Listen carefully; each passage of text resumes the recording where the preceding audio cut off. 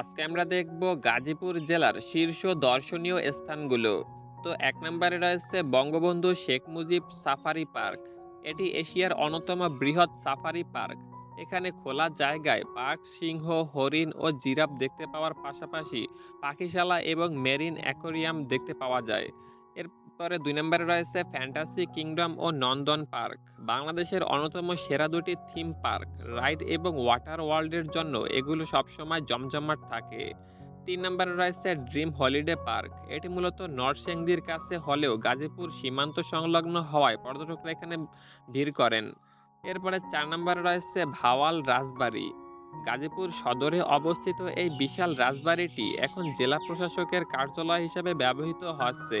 এর স্থাপত্যশৈলী দেখার মতো। ৫ নম্বরে রয়েছে বলিয়াদি জমিদার বাড়ি।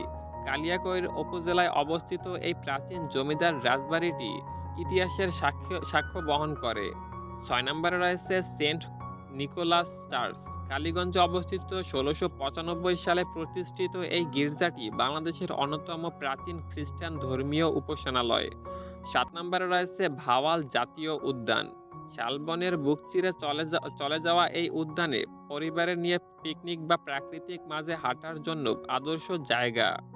৮ নম্বরে রয়েছে পল্লী, নন্দিত কথাসাহিত্যিক হুমায়ুন আহমেদের বাগানবাড়ি ও শুটিং স্পট। এখানকার বৃষ্টিবিলাস, ভূতবিলাস এবং ঔষধি বাগান পর্যটকদের প্রধান আকর্ষণ। সর্বশেষ অর্থাৎ ৯ নম্বরে রয়েছে রিসোর্ট। গাজীপুর রিসোর্টের জন্য বিখ্যাত। এখানকার জনপ্রিয় কিছু রিসোর্ট হলো সারাহ রিসোর্ট রাজবাড়ী, জল ও জঙ্গল কাব্য পুবাইল, নক্ষত্রবাড়ি শ্রীপুর, ছুটি রিসোর্ট সুকুন্দি। সো গাইস, এগুলোই ছিল গাজীপুরের শীর্ষ ৯টি দর্শনীয় স্থান। ভিডিওতে দেখানোর জায়গা খুঁজে পেতে অসুবিধা হলে গুগল ম্যাপে নাম লিখে সার্চ করলে লোকেশন সহ পেয়ে যাবেন। আপনার পছন্দের জায়গা কোনটা গাজীপুরের অবশ্যই আমাদের কমেন্ট করে জানাবেন। যাওয়ার আগে আমাদের চ্যানেলটি সাবস্ক্রাইব করে দিবেন।